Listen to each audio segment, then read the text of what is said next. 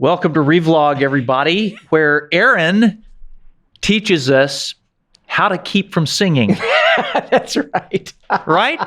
Am I wrong about that? I don't know where that went, but it scared Chris off, apparently. Yes, it did. Chris is not here to keep from singing with us. That's right. So he was concerned that the first service that I was singling him out. So I think he's... I did hear him mention that. That's right. With great trepidation. So today we're looking at Colossians 4, 2 through 6. And we were just commenting how beautifully written this is. I mean, it's really you begin the end of this epistle. He's kind of winding things up here, but it's a great reminder how to treat one another. It's kind of furthering the end of chapter 3 of how to deal with one another. So what were some of the things that you pulled from this? Well, before I answer that, just right on, I want to say that you're exactly right in how tenderly this is written and how beautifully this is written. And Paul, for all of his run-on sentences, right, always approaches his topic very, very thoughtfully and carefully. And he never is just running at the mouth. I really don't think that at all. And I think that he is, he's very, very, he approaches whatever he's addressing with very careful thought. Yeah. And so that obtains here for sure. And Aaron, I would say that he says he's in chains because of the gospel. That's right. But he doesn't let that make him bitter. He says all the more we need to be very careful about how we approach people. That's right. He says, pray for me. I mean, the humility that radiates off of here is amazing. Pray for me that I would know exactly how to speak. This is a man who has been tortured, beaten, left for dead, starved, and he doesn't think he's owed something. That's right. And I'm thinking of people who in our day, sometimes we get a little offended that we're not treated better as Christians in our society. Yeah. There's none of that with Paul. Not a word of that in Paul.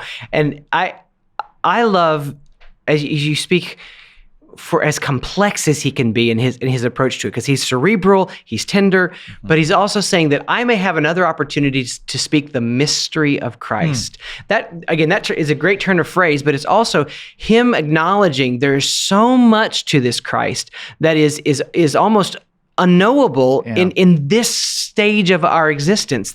But I just want an opportunity to speak more about this mystery. Do we even think about that? The privilege of that? When we have our little charts and our programs right. and our processes, we just say, well, we've got it figured out. This is the way, right. This is the way somebody becomes a Christian. End of story. And with Paul, there was this ever-growing, ever-pressing forward, unraveling mystery. And again, he's saying that I can get it. I'm here in chains. I'm in chains for the gospel, and I'm just longing for another opportunity to talk about this mystery of Christ. That's right. That's incredible. Love that. Yeah. So my questions then come from this next phase of this the scripture that we read this week is just how are we talking to one another? It's we're supposed to speak with wisdom to others, always seasoned with grace. Why have we lost this, Bryan? Why can I not disagree with you in love and grace? That's the question of the hour that touches on so many things in our day. It really applies to everything. Yes, it does. And we ought to be leading the way on that, Aaron. We as disciples of Jesus Christ ought to be leading the way on how we live in the presence of another person. Amen. And here Paul is saying we need to be wise when we're talking to people from the outside, acknowledging there are people that don't agree with us, that don't think the way we do. We're never going to win them by telling them how wrong they are. That's exactly We're going to win them by telling them how right Christ is. Well, and that gives rise to my question, which is, have we forgotten what being an outsider means? Oh, wow. Because I'll tell you, and again, C.S. Lewis, I keep referring to him. I referred to him a couple of weeks ago, but he has a piece of writing in which he talks about being on the outside looking in, and how that's a great fear. He calls it the outer ring. Yeah. And he says, so there are some people that are on the inner ring, and one of our greatest fears, the greatest fear of anybody, he says, is to be on the outer ring. Yeah.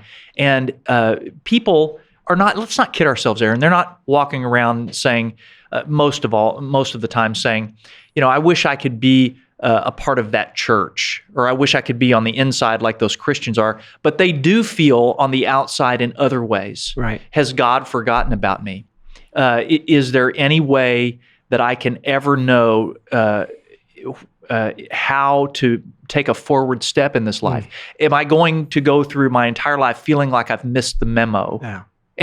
And we, of all people, should know what it's like to be on the outside and then to be welcomed into God's family. Right. And we can speak to people out of that kind of heart. And our complacency, our apathy towards this is about to push us. And, American Christianity is on a precipice right now to push us back to the outside. That's right. Because we are so unfeeling at times. That's exactly right. Towards those. That, we'd better be prepared for that. It's not, shouldn't be lost on us that Christianity has always done its best work from the margins. Yeah. We ought to enjoy the time we have in power, so to speak, because we may not always have that. Well, but to take this reminder from Paul, to covet the opportunity to speak the mystery of Christ and to remember those who don't know it and how we deal with them. That's right. So comment below. Let us know what you think about this great scripture we've been studying all week, and we'll see you next week.